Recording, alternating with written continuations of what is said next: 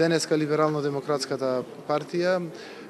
организира седница на Централниот одбор, на која што ќе се започне постапката за формирање на Централен изборен штаб, ќе се даде налог на сите 42 општински организации да формираат општински изборни штабови, а ќе започне и постапката за кандидирање на пратеници.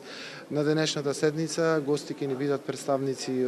од АЛДЕ, кои што се тука да ни дадат целосна поддршка, практично и нивното присуство докажува поддршката која што имаме како партија од АЛДЕ.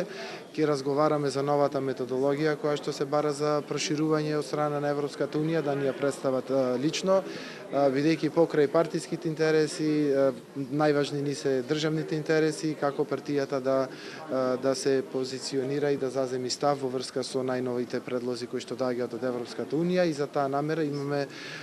точка каде што ќе дискутираме за усвојување на некоја декларација која што ќе се насочиме и ќе се произјасниме по овие нови насоки кои што ги дава Европската унија. Дали се договоривте со кого ќе коалицирате на предвремените парламентарни избори? Значи, со нашите коалициони партнери имавме средба во средата, ЛДП беше присутна, следната недела по распуштање на парламентот ќе имаме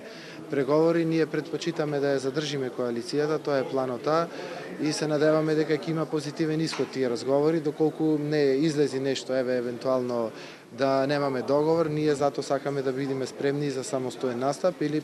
окрупнување на партиите помали кои што се од центарот и кои што гравитираат околу нас. Меѓутоа, наша првична намера и желба е да продолжи реформите кои што ги започнавме во рамките на оваа коалиција владина. Меѓутоа, отвора можноста за се додека не се тоа официјализира или додека не постигнеме договор.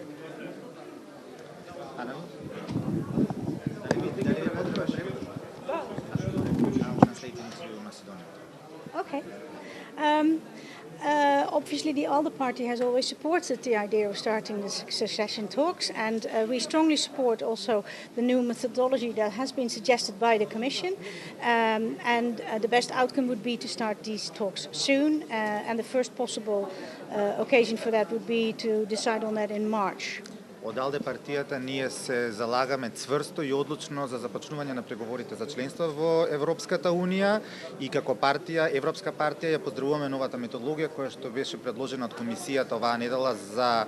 водење на пристапните преговори. Бараме и инсистираме, нашиот предлог е овие преговори да започнат веднаш. Првиот состанок, првата можност која што ќе понуди таа можност е веќе во март, односно Советот во март очекуваме и бараме да донесе одлука за почеток на преговорите на Македонија за членство во Европската унија.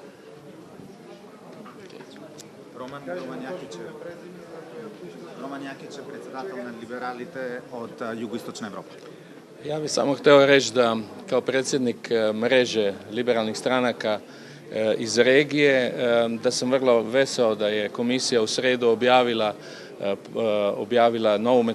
metodologiju, pošto smo svi bili šokirani krajem prošle godine i to na neki način daje neku pozitivnu notu. Vrlo mi je drago da su liberali uvek bili prvi ti koji su gurali napred ne samo da države počnu pregovaranja, nego da se stvori metodologija koja bi trebala ubrzati taj prijem u Europsku uniju. Što je još bitno da se kaže je da je u interesu evropskih liberala ne samo da države idu putem evropske integracije, nego da i liberalne stranke, kao što je to LDP Makedonija, igraju vrlo bitnu ulogu u tom procesu i mi kao treća najveća snaga u Europskom parlamentu želimo da je i u Makedoniji da su liberali zastupljeni tako u parlamentu kao i u vladi.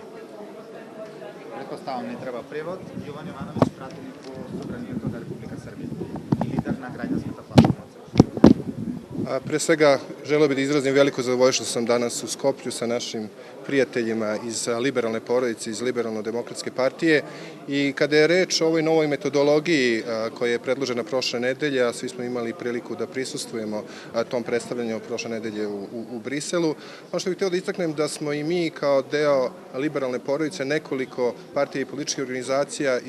sa Zapadnog Balkana, uključujući i Liberalno-demokratsku partiju i Građansku platformu, učestvovali u kreiranju jednog dokumenta gde je, između ostalog, su predložene neke ideje koje su usvojene u ovoj metodologiji, novoj metodologiji, tako da smo zbog toga veoma zadovoljni. Ono što nas isto ohrabruje jeste izjava komesara za proširenje, gospodine Varhelja, da je jedini konačni ishod svih ovih evropskih integracija je punopravno članstvo u Evropskoj uniji, kao i da više ne sme da bude ponovljena greška iz oktobra prošle godine kada nisu otvoreni pregovori sa Severnom Makedonijom i Albanijom. I za kraj bih rekao isto što je veoma ohrabrujuće i ono što je predsednik poslaničkog grupe Renew Europe, Obnovimo Europu, gospodin Čološ rekao, a što je gospodin Jakić